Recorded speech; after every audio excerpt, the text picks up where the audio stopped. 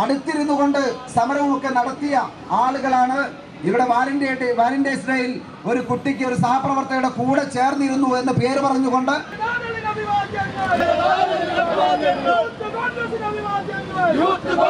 കുടുംബത്തിലും നമ്മളെ വീടുകളിലെ അലട്ടിക്കൊണ്ടിരിക്കുന്നത്.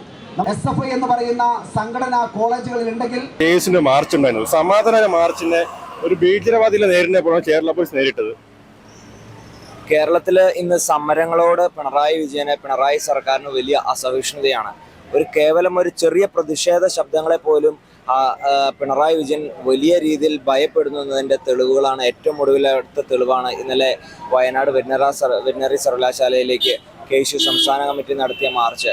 10,000-ഓളം വിദ്യാർത്ഥികളെ സംഘടിപ്പിച്ചുകൊണ്ട് ഒരു മാർച്ച്. നമുക്കറിയാം, സാധാരണഗതിയിൽ ഒരു മാർച്ചുമായി കടന്നു വരുമ്പോൾ അത് ഏതെങ്കിലും തരത്തിൽ അതിൽ അനിഷ്ട സംഭവങ്ങൾ ഉണ്ടാവുകയോ കലാപത്തിലേക്ക് പോകുന്ന ഒരു സാഹചര്യമാണെങ്കിൽ മാത്രമാണ് അതിൽ കണ്ണീർവാതകം പ്രയോഗിക്കുക, ജലപീരങ്കി പ്രയോഗിക്കുക. കണ്ണീർവാതകം പ്രയോഗിച്ചെന്ന് പറഞ്ഞ ഒരു പ്രകോപനമില്ല, ചുമ്മാ എടുത്തെറിയായിരുന്നു, പടത്തെ എടുത്തെറിയുന്നു. യാതൊരു പ്രകോപനവും ഇല്ലാത്ത രീതിയിലേക്ക്, അതായത് നമുക്കറിയാം അതിന്റെ ആ ഒരു ടെറൈൻ, അത് ഈ കുന്നിന്റെ മുകളിൽ നിന്ന് താഴോട്ട് എറിയുമ്പോൾ എത്ര ഭീകരമാണ് അതിന്റെ അവസ്ഥ. താഴെ നിന്ന് നമ്മൾ മാർച്ചുമായിട്ട് കടന്നു വരുന്നു. ഈ 1000-ഓളം വിദ്യാർത്ഥികൾ, നിരവധി പെൺകുട്ടികൾ ഉൾപ്പെടെയുള്ള ആളുകൾക്ക് അതിഗുരുതരമായിട്ടുള്ള തുടർന്നുണ്ടായ ലാത്തി ചാർജിലും വലിയ ഗുരുതരമായിട്ടുള്ള പരിക്കുകളാണ് ഏൽക്കേണ്ടി വന്നത്. അതായത് സമരങ്ങളെ അതായത് വളരെ ന്യായമായിട്ടുള്ള ഒരു കാര്യത്തിന് വേണ്ടി ഒരു വിദ്യാർത്ഥിയെ പച്ചയായി അദ്ദേഹത്തിന് വലിയ റാഗിങ്ങിന് ഇരയാക്കി കൊന്ന് കെട്ടിത്തൂക്കി SFI എന്ന് പറയുന്ന വിദ്യാർത്ഥി സംഘടന നിൽക്കുമ്പോൾ അതിനെതിരെ ശബ്ദമുയർത്തിക്കൊണ്ടാണ് ഈ സമരവുമായിട്ട് ഞങ്ങൾ കടന്നു വന്നത്.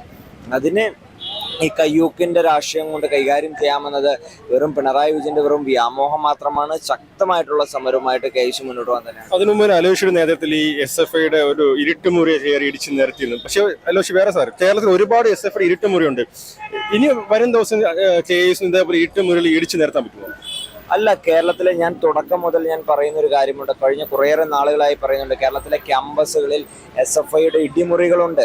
വിദ്യാർത്ഥികളെ വലിയ വിചാരണ ചെയ്യുന്നതിന് വേണ്ടി, അവരെ കുറ്റം വിധിക്കുന്നതിന് വേണ്ടി, ശിക്ഷ നടപ്പിലാക്കുന്നതിന് വേണ്ടിയിട്ട് വലിയ മനുഷ്യാവകാശ ലംഘനങ്ങൾക്ക് വേദിയാകുന്ന ഇരുട്ടുമുറികൾ കേരളത്തിലെ ബഹുഭൂരിപക്ഷം വരുന്ന സർക്കാർ കലാലയങ്ങളിലും അതിൻ്റെ ഹോസ്റ്റലുകളും കേന്ദ്രീകരിച്ചിട്ടുണ്ട്.